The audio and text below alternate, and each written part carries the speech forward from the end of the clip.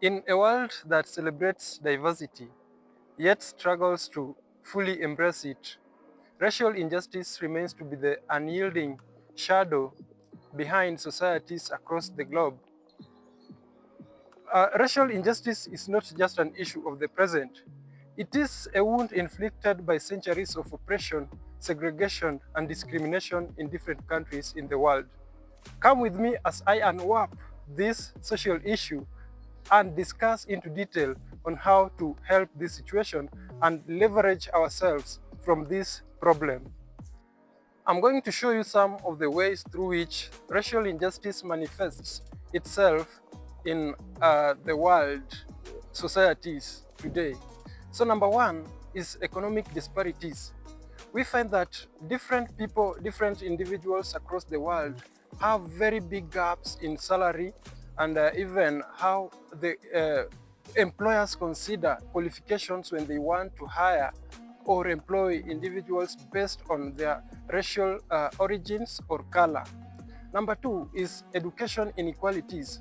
So certain governments across the world or across the globe consider racial origins before funding other schools or maybe doing sponsorship to certain individuals because they simply feel like certain individuals who are not or who are aliens in their countries should not get the same standard or quality of education compared to the uh, original occupants of those countries.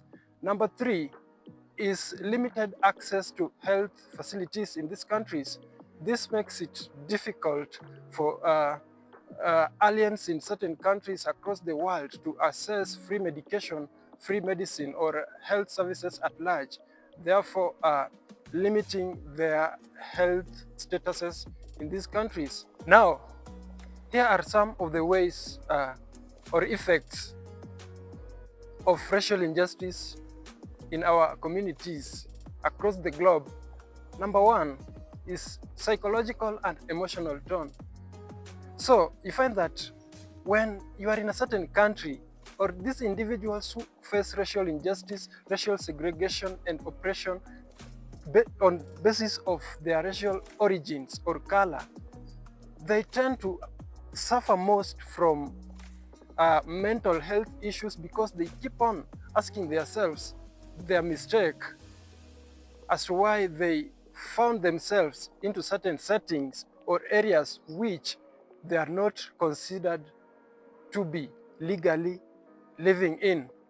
Number two is barriers to education. So some schools may get underfunded by these governments who feel that they are unfit to access same standard of education as the main people or citizens in these countries. Number three, limited financial assistance from the government and the agencies.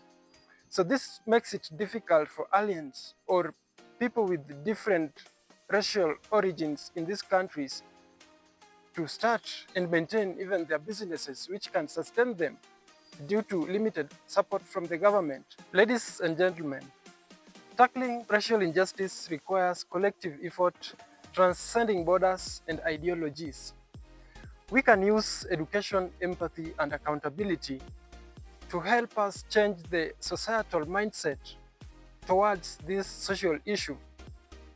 Number two, government should dismantle discriminatory practices in their institutions to at least accommodate everyone, regardless of their racial origins.